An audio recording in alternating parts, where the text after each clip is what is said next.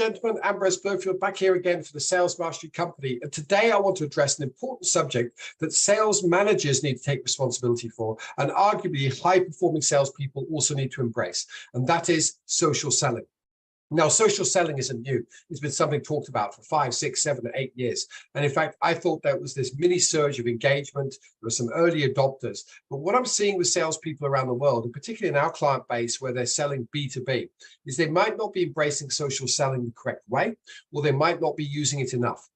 Unfortunately, just because we know what to do here or even how to do it, that doesn't mean we are doing it. So this is Social Selling 2.0. I want to give you a short, sharp 15 minutes on how you as a team or as an individual need to embrace this as a strategy. Again, if you've got the downloadable workbook on page 2, you'll have a welcome note, a brief overview of what we've been doing for the last 19 years, which essentially is helping over 15,000 businesses make over $2 billion in additional sales. But what I want to be focused in on for today is if you haven't got this workbook, please send an email to admin@salesmasterycompany.com and request Social Selling 2.0. As I mentioned, today's session is just a recap on what social selling is, although most people understand it. Make sure that you understand this could be part of your team's selling strategy, and likewise, make sure that we're practical in our approach. Now, let's look at the first bullet point under what is social selling. It says a way for us to use social media, such as LinkedIn, which is very commonly used in B2B selling, to connect with contacts and also with prospects, which means we can use it to connect with existing contacts and existing clients. And the massive advantage you've got is if you make a connection with every single one of your customers right now, when they leave and move to another job, you'll be notified that they're in another job. That at least is a stimulus that if your account management hasn't been that proactive, you know how to go back to their existing company, make sure you find out who the new contact is to make sure you re-engage with them. Plus, this new person who's hopefully an advocate for your business has gone somewhere else, so it might be opening up a door. So if you use social selling just for that, it is worthwhile. Connect with people and watch the notifications to see if somebody started a new role. At the same time, some people mostly focus on social selling to go after prospects, develop brand new relationships, and that, just like cold calling, takes time, takes strategy, takes effort. The golden rule in that first bullet point: add value. That's the most important thing. Add value. Not sell, add value first. Give, then you can self-promote. Again, give far more than you take in life. Again, Gottman analyzed human relationships and said typically we're meant to praise one another 5 times more than you tell each other off. So he was saying the ratio is give 5 times, take once, or take away from the other person once. Typically, Facebook, when they talked about golden rules of social media, they said give 9 times in order to self-promote once. Either way, those ratios are lots of more giving than taking. Add value, please. Number 2, it's a great way to lead nurture and lead capture. Maybe you've met somebody at a networking function for a conference. It's a good way to slowly develop the relationship over time if they're not ready to necessarily see you. Or you cold call somebody and things go okay, or you cold email somebody and things start, but they're not yet there. This is another avenue, another channel to deepen a relationship. Maybe they like social selling or social media, in which case this is a way that's going to warm them up a lot quicker than maybe the phone call or maybe email. You don't know what people's preferred method of communication is. So the more different channels you're on, the chances are one of them is going to work. Number 3, now I appreciate and acknowledge that LinkedIn has a little bit of self-fulfilling prophecy on this. They want people to use LinkedIn, so of course their research lines up with that.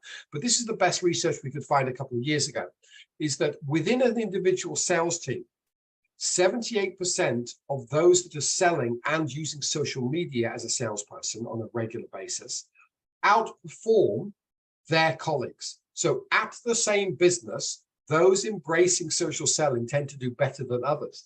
And for me, every sales team I've been part of, whether it's my own team or whether it's external teams around the world, I've always wanted to be one of the highest performers in the team because, well, someone's got to be, and I find they get more reward, more praise, and possibly obviously more financial remuneration. So again, this is something that the better performers do. Number 4, social selling allows us to be active, to communicate to, with existing accounts, but also to monitor what's going on in the marketplace. Personally, I've been using LinkedIn for about 15 years now, and I just find it's just a good snapshot. If I'm going to a particular country, I might take note of what people are posting about that country. If I'm talking to a brand new client, I might browse around the sort of industry they're in to get a bit of a snapshot picture. I find that far more interesting than waiting for news articles to come up. I'm not a massive reader, but it's just a short, sharp way for me to research. So again, think about the golden rules now. Use it for information, use it to deepen relationships, use it to track people's career progression, add value, add value, add value. And then finally, don't forget that if you're the sales team leader, your team is directly impacted by the caliber of the people you've got in your team, in which case, this is a great avenue for you to build a profile around yourself, a profile around your brand, a profile around your business to attract great staff members. Never underestimate that. Next up, most salespeople are not very good when it comes to the sales process, which means most salespeople don't have any process when it comes to social media selling.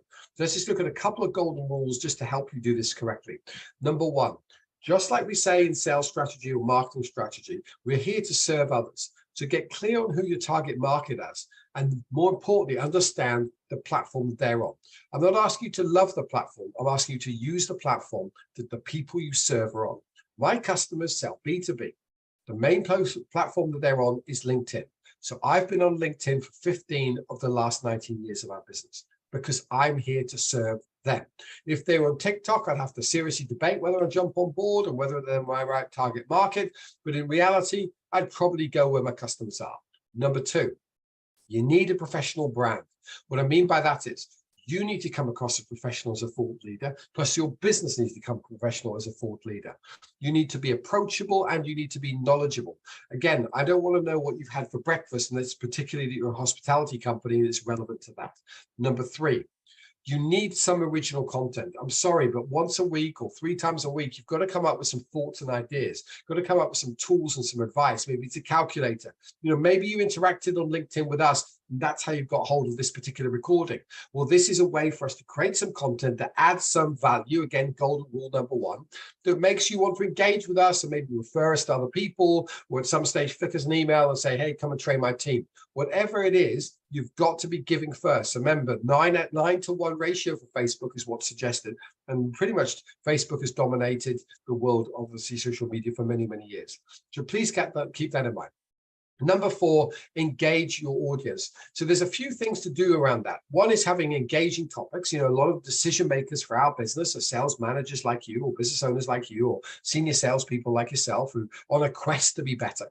But either way, make sure that you engage with them. Ask them a few questions. Ask them to interact. If you're posting on social media, maybe you post something, leave a comment, and then say, hey, by the way, what are your thoughts? Or, we just recently lost my favorite teacher and principal growing up. And for me, I posted online and said, tell me the best secret or the best thing you ever learned from your favorite teacher. People remember that sort of stuff, and whether they shared it with me online or offline, people are engaged with that sort of thing. So make sure you ask questions. Make sure you respect your audience. It's very important. Here are 5 golden rules that I suspect you're doing some of, but maybe not all of right now when it comes to social selling. Number one, we're trying to create relationships in the similar way that we do by phone and face-to-face. So there are some people in the world that you can sell to, but you may never get to meet. Certainly during the pandemic, most of us saw people in little sort of box faces on Zooms right around the world. This is about deepening relationships, and the relationship is nurtured over time. So stop and think about that for a moment. There's a 90-day rule that we typically teach people in our sales academy, which goes along these lines. Any customer that you want to nurture and grow and develop their loyalty or get referrals from, you're typically going to go and have to nurture every 90 days in whatever shape or form that you do that in. Well, the same goes for LinkedIn. If that's the only form of communication you have with them, they're not on a newsletter cycle, then you need to deepen a relationship on LinkedIn. Every 90 days appears to be the best practice for most human relationships. Number two, serve first. Ask questions, add value, answer questions, be part of the groups that your target customers are from, or just interact with your existing customers and show some respect for the post they're putting out. Number three, always give more than you get. That applies to commenting on your colleagues' post, commenting on your business post, commenting on your customers' post. When we say commenting, 5, 10, 15 words. I don't mean just click like, that's effortless. And the algorithm does not get triggered much if all you're doing is clicking to like. Now, if you comment in 10, 15 words and then they comment back and then you comment back to that, that's a conversation that triggers the algorithm to start going, hey, this is a worthwhile relationship. So we'll reward the person that did the original post and say, this is actually something that engages people, and I'll reward the people who commented because they're interacting with our platform the way we want to interact. Number 4, listen well to generate great leads. As I mentioned before, social media is a great way to recruit your next superstar salesperson. Likewise, your next superstar supplier. Likewise, your next superstar customer.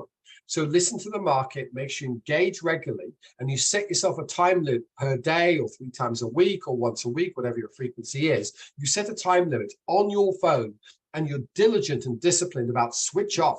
I know the dopamine hit is tough to break the addiction sometimes, but you've got to have the alarm go off. It shocks you into taking action. If not, you need a colleague to hold you accountable. And then number 5, when we talk about social selling, we're saying don't be a creep. So if someone posts something about their family, it's inappropriate for you to comment. Don't creep them out. If someone posts 3 things in a row, don't comment on every single one because it looks like you're stalking them. That creeps people out. So interact naturally. Don't be too pushy. Don't rush the relationship. The best relationships in life typically take time to form. So remember that for social selling. Here are some final rules to keep in mind for yourself or your team members. Firstly, social selling is likely to be here to stay. Look, Bebo came and went, MySpace came and went. I'm not sure if TikTok's going to be here long term either. LinkedIn is here long term. It's been here long term, not saying it'll be here forever, but certain platforms tend to stay. Number 2, this is good for you from a recruitment perspective, if you're a leader. It's good for you if you're a salesperson simply trying to manage your existing contacts and accounts. Number 3, I would prefer that salespeople take the lead when it comes to the strategy and the approach and the time allocation to LinkedIn, because they're going to better understand it than, say, someone working in marketing or the business owner. I often get quite upset that a business owner or a marketing manager goes on a conference, comes back fired up for social media, barks out orders to salespeople. Salespeople need to be sold to. They need to be worked with, not worked at, not talked at, but talked with. It's important to make sure that salespeople need to understand this as an extra avenue, as an extra tool to realize that the comfort of their phone, on their break time, maybe while they're traveling, they were not driving, by the way, but maybe while they're traveling out on the road, sitting in waiting rooms for people, it's a good way to engage with people and develop relationships affordably. Number 4, be clear on the platform that you are going to be on. I'm on LinkedIn, not because I love LinkedIn, but it's the platform my customers are on. In fact, over 90% of my customers are active on LinkedIn. So that's where I am. If it was another platform, I'd be somewhere else because my joy in life is to serve my customers.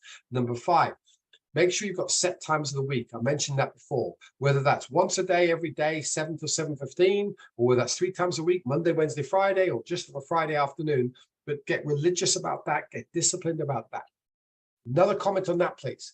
That comes to you going online, connecting with people, commenting with people, and likewise responding to people's comments on your post. It also includes time spent focusing on creativity and creating some content.